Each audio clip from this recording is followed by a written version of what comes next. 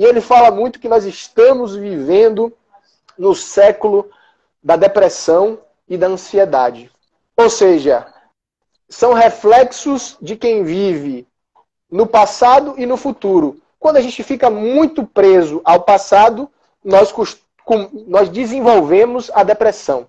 E quando nós projetamos muito o futuro e vivenciamos esse futuro que ainda não chegou, nós aí alimentamos a ansiedade. Qual o segredo para isso? Primeiro passo, ao meu ver, viver no momento presente. Segundo passo é você começar um movimento de autoconhecimento. Tem um cara fantástico que o senhor conhece bem, que eu gosto muito, Zygmunt Bauman. E Bauman fala justamente das relações líquidas, né? Então hoje, olha só que interessante, mestre, olha só, pessoal. Hoje, muitas pessoas, elas refletem ou elas fazem uma análise da sua vida e dos seus relacionamentos pela quantidade de seguidores que elas têm nas redes sociais. Então assim, eu tenho X seguidores, é sinônimo de eu tenho X amigos. E eu fiz um post, eu tive 10 curtidas, 20 curtidas, 50, 100. Ou seja, a pessoa, ela passa a viver na expectativa do retorno que ela terá dos outros. É de uma curtida, é de um comentário numa foto, de um post. Ou seja, a todo momento ela fica à mercê do outro, da outra pessoa. Ela entrega o controle remoto da vida dela nas mãos das outras pessoas. E a bel prazer, essas pessoas mudam ali de canal, de estação. E por conta disso, elas não conseguem se conectar consigo mesmas. E em não se conectando consigo mesmas, vivendo a vida do outro, projetando a sua vida na vida do outro, vivendo no passado ou no futuro, obviamente que essa pessoa ela não consegue extrair o máximo de si, mestre. E dessa forma, ela sempre ficará refém do que o outro vai achar e não vai ter um elemento fundamental da comunicação que o senhor tem de sobra, que é a autenticidade. Não vai ter autenticidade. E aí não vai conectar. A mensagem dela não vai conectar com o outro. Então, ao meu ver, o primeiro movimento é olhar para dentro de si. É se conhecer. Verdade. Aí a gente vai naquela máxima que estava no frontispício na entrada da cidade de Delfos, na Grécia Antiga. Homem, conhece a ti mesmo. Não é? Ou aquela outra história tão badalada que ele pedia e dizia que era esfinge que falava. Não é? Decifra-me ou devoro-te. Então, é fundamental que você tenha essa autenticidade, conquanto que essa autenticidade não venha a agredir, né, a nossa sociedade, mas você ter o justo meio, porque se você for autêntico 100%, aí é como disse o outro, diga a verdade e saia na carreira, certo? É verdade. Aí a gente tem de equalizar essa verdade para a gente não cair na antipatia e ser perseguido pelas hostes da Idade Média moderna, certo? Para ir para a fogueira. Mas esse conflito realmente existe, é muito grande, mas a gente tem a nossa missão é tirar o medo que as pessoas têm de falar em público. E aí começa pelo emocional, pela autoestima, e que a pessoa, o buscador da palavra que estava perdida para ele, esse buscador, ele tem a capacidade de segurar o controle das suas emoções e não entregar o seu controle ao outro. É como eu sempre digo em meus cursos, não entregar o controle, aquele controlezinho da TV, você não entregar para o outro. Porque se você entregar para o outro vai lhe manipular. Ele vai saber como deixar você alegre. Até a própria companheira, até a própria esposa, namorada, certo? Ou namorado, né? O companheiro. Se ele for uma pessoa tóxica, ou ela for uma pessoa tóxica, com um olhar, né? Com um mexer dos lábios, com um jogo de corpo, ela ou ele já apresenta para você uma insatisfação e lhe desconstrói em poucos segundos. E você que estava parecendo um guerreiro grego, o Aquiles dos pés argênteos, enfrentando o Heitor, né? O bom caráter do Heitor, o bom filho do Heitor, né? O filho de Príamo. Fantástico este personagem da Eneida e Virgílio. Né? Então, Heitor foi abatido por Aquiles. Daí é importante que você não entregue o seu controle remoto para ninguém, para sua esposa, para seu esposo, para seu pai, para sua mãe, para ninguém. O controle é seu. E você vai usá-lo com responsabilidade. Porque se você entregar o seu controle para qualquer um, na hora que você for falar em público, qualquer movimento que você pressentir um desconforto da sua postura, da sua fala, da sua nuance vocal, você se desconstrói, você perde o fundamento. É necessário que este orador esteja blindado emocionalmente para ele não se perder. Aí sim, ele vai encontrar a palavra perdida. Perfeito. Perfeito. É um erudito, sobretudo, mestre Pedro Barroso. E aqui, mestre, eu queria pedir licença. Tem um comentário da Michele, e eu quero aproveitar esse momento também para poder fazer um registro importante aqui. Ela fala, olha, adorei o Pedro, Guto. Qual o nome do último livro? Como acesso os ensinamentos dele? E aí eu queria pedir licença, porque eu trouxe aqui algo que eu queria mostrar para vocês nessa live que vai ficar aqui gravada, registrada, né, para os anais do Instagram. Esse daqui, A Arte de Convencer Falando, foi um dos primeiros livros que eu li sobre oratória. E aqui tem, inclusive, não sei se vocês vão conseguir ver, tem um autógrafo aqui que ele faz para mim e para o meu pai, como eu disse para vocês. E o ano aqui, olha só, 2007. Vocês estão vendo aqui? A letra do professor não é tão bela como as palavras que ele verbaliza. Mas aqui, olha só, gente, esse livro, eu tive a honra de adquirir esse livro no primeiro curso que eu participei dele no ano de 2007, Arte de Convencer Falando. Eu não sei nem se ainda está sendo publicado, né, mestre? Mas é uma obra fantástica. E eu quero relatar a minha emoção que em uma das suas últimas obras, Os 4 Hábitos do Orador Eficaz, eu fui um dos homenageados pelo professor Pedro Barroso. Olha só aqui, Gutenberg Santos.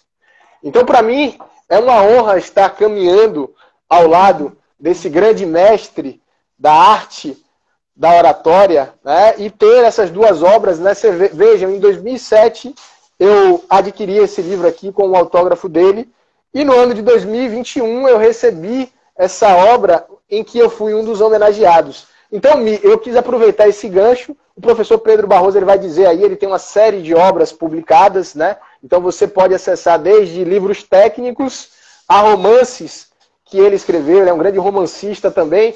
Então, mestre, eu peguei esse gancho, né, respondendo a mim, e agora quero passar a palavra para você, para que possa falar aí das suas obras. Doutor Guto, eu quero agradecer a essa jovem que você se reportou. Como é o nome dela?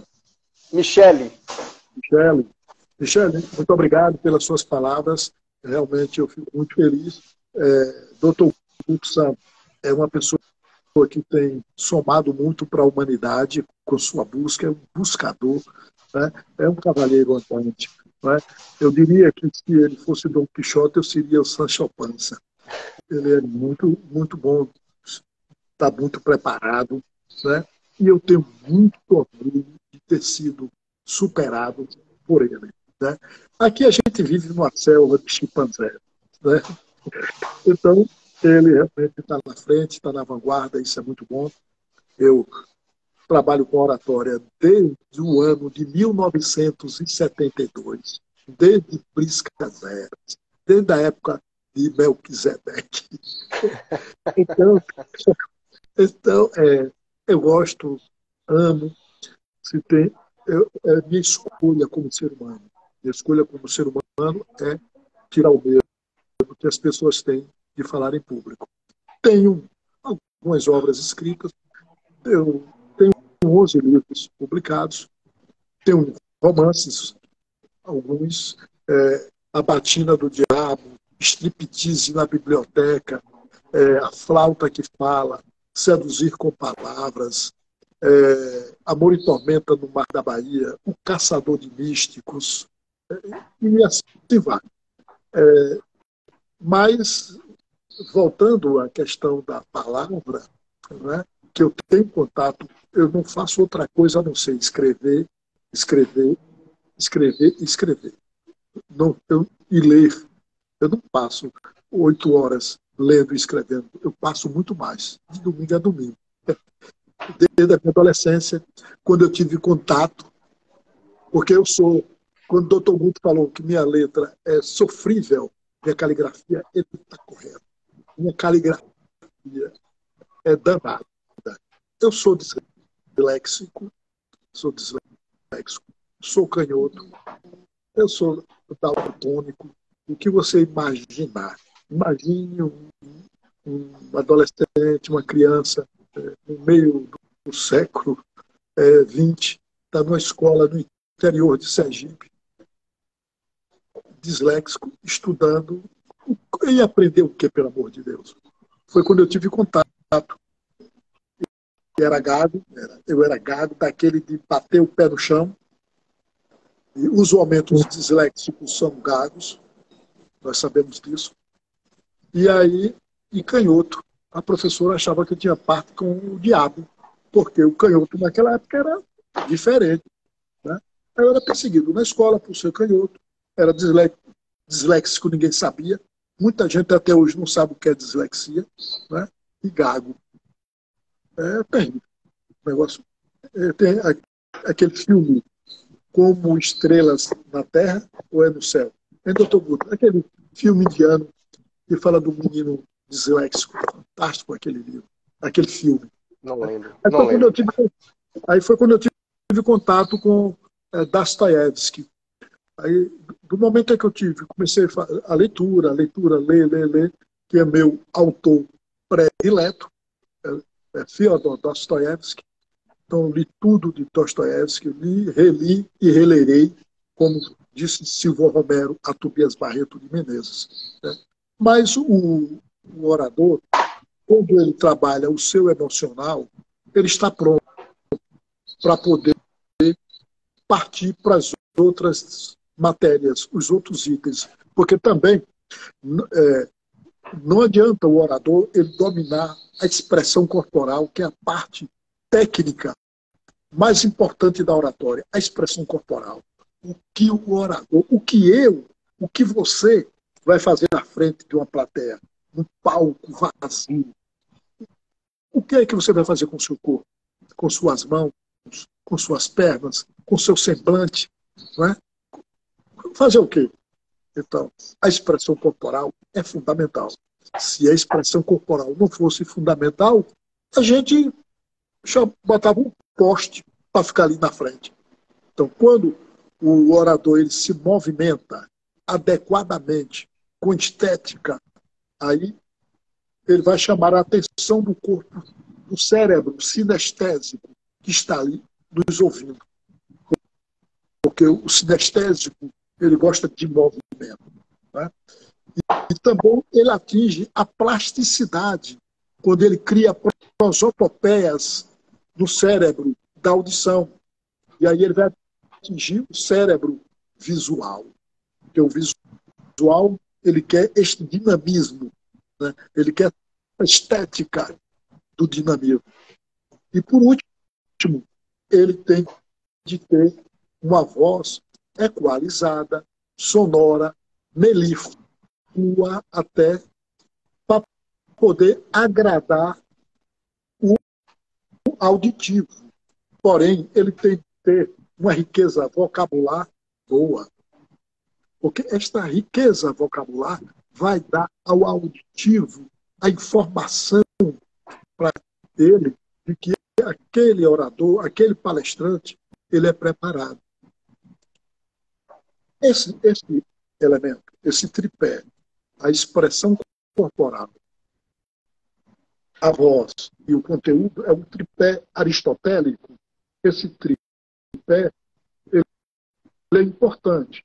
Você pode ter todo o conteúdo, você pode ser um Platão, um Aristóteles, né? Ou pode ser um Dostoiévski, pode ser um Gilberto Freire, pode ser esse Bauman, né? Mas se você não tiver um equilíbrio emocional, de nada vale todo o conhecimento que você tem, todo o conhecimento teórico, prático, não vai valer nada. Se o seu emocional lhe desconstrói quando você vai enfrentar a plateia, quando você olha para alguém, quando você está falando, olha para alguém e alguém torce o rosto, faz uma careta para você, parecendo um diabrete que fugiu dos quintas do inferno, que veio ali para aquele auditório só para lhe infernizar, lhe desqualificar. E aí, quando ele faz isto, e você percebe que ele está mostrando desdém para contigo, você precisa estar preparado emocionalmente para desembainhar sua espada e enfrentar aquele demônio que está ali à frente, né? Não partindo para esgrimar com ele, mas para superar aquela energia negativa que ele destilou para você. Aí você está blindado, bate e volta para ele.